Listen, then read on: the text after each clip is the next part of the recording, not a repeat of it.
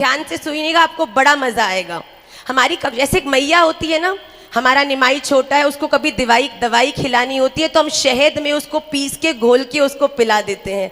खाने में उसको बड़ी मधुर लगती है, इससे मिठास भी हो गई, दवाई खा भी ली और रोग भी दूर हो गया। ऐसे ही हमारी पाठशाला का एक पाठ है जिसे कहते हैं सूत्र।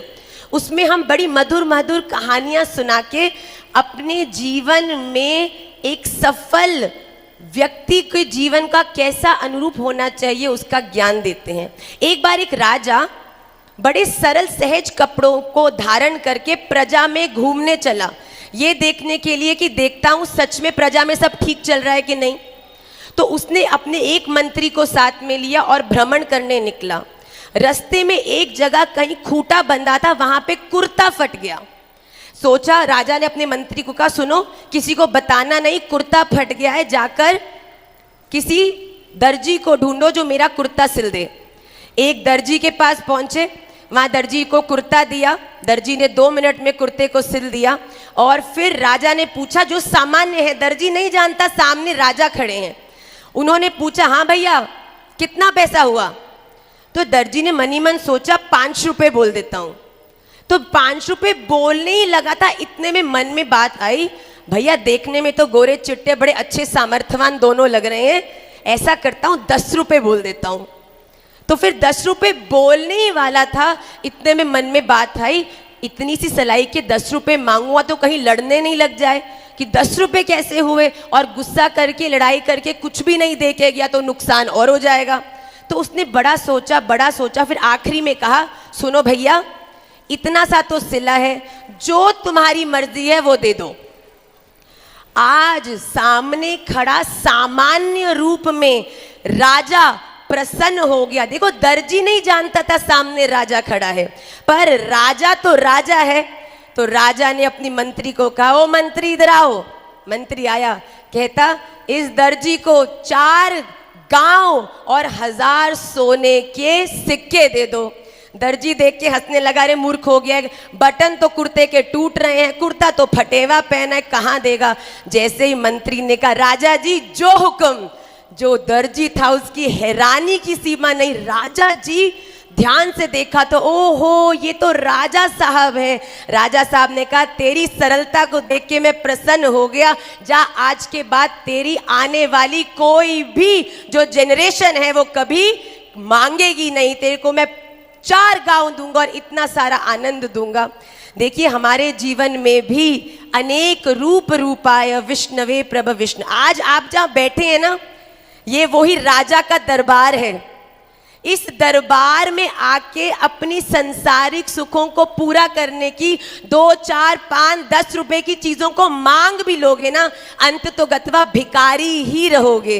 पर यहां आए हो, ठाकुर जी ने व्यवस्था करी है, तो सोचो तो सही मांगना क्या है। श्रीमद् भागवत महापुराण के 6वें स्कंद में आचार्य व्रत ने 4 श्लोक में 4 प्रार्थनाएं दी हैं, जो हर एक व्यक्ति को बालाजी की इस दरबार में बैठकर मांगना चाहिए। क्यों? सामने सुनार की दुकान में जाओ तो कम से कम तो सोना लेके आओ भैया। सुनार की दुकान में बैठे हो और केवल अपने शरीर का दुख या धन का अभाव के कारण पानी पीकर आ जाओगे तो बड़े कम में यहां से निपट जाओगे भैया। अहम हरे तव पादैकमूल दासानुदासो भवितास्मि भूय मनः स्मरेता सुपतेर्गुणास्ति गृणीत वा कर्म करोतु काया। आप राजा जी की दरबार में बैठे हो, बालाजी का दरबार है।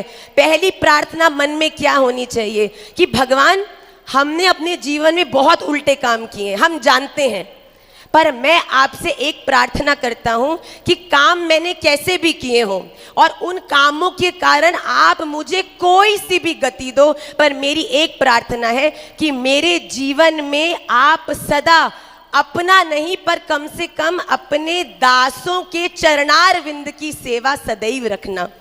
आप बालाजी तक तो नहीं पहुंच सकते सीधा, पर आप निश्चित रूप से सरकार के चरणारविंद जोरदारी से अगर पकड़ लेंगे तो आचार्य व्रत कहते हैं बात बन जाएगी।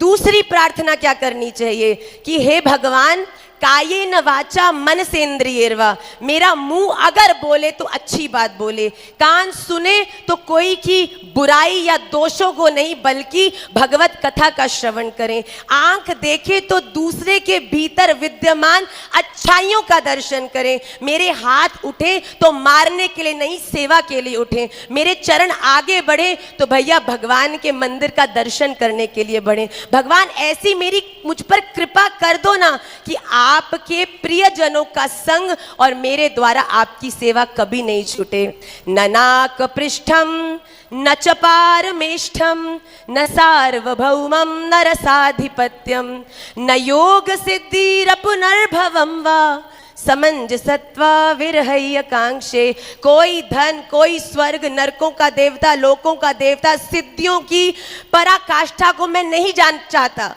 मैं केवल एक चाहता हूं, एक ही बात आपसे प्रार्थना करता हूं, भगवान सुख हो दुख हो निंदा हो स्तुति हो पर मैं आपको कभी ना भूलूं। हे नाथ व्यवस्था ऐसी रखना, कुछ भी हो जाए, सुख हो दुख हो पर आपका स्मरण सदैव मुझे आता रहे।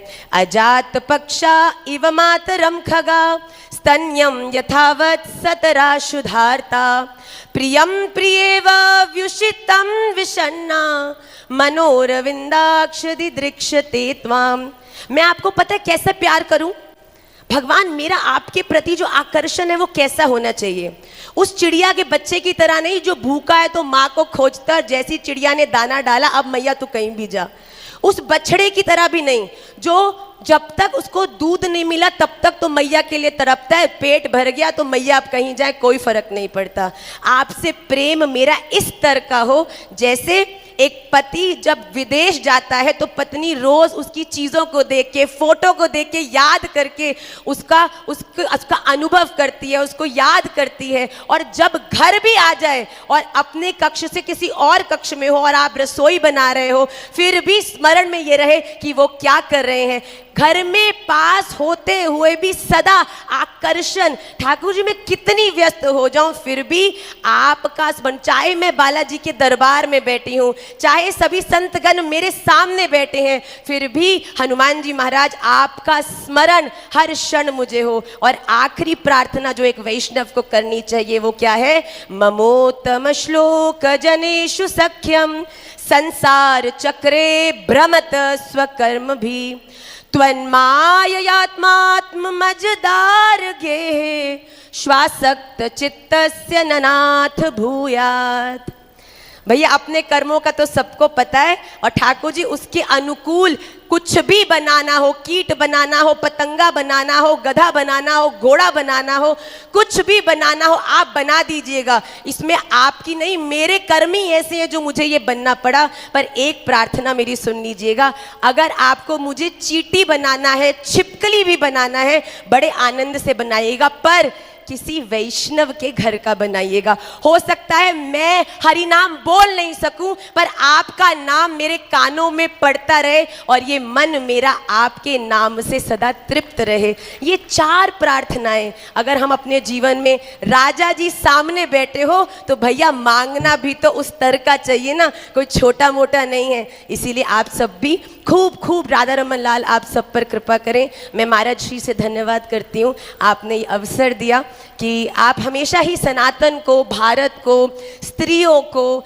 कितना सुंदर रूप से प्रोत्साहन करते हैं। और हमने यमुना मार्जिन किया, छोटा सा एक संकल्प था पर उसको भी इतने प्रेम से इतना बड़ा करके मोटिवेट किया हमको।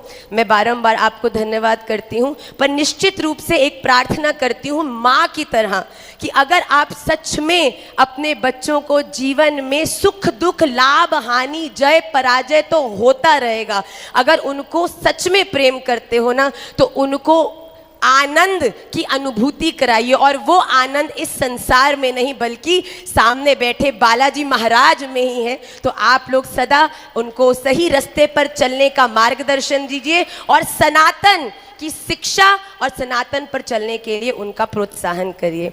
इसी के संग में महाराज श्री को भी प्रणाम करती हूँ और अपनी वाणी को विश्राम करती हूँ। श्री राधा रमन लाल की, श्री राधा रमन लाल।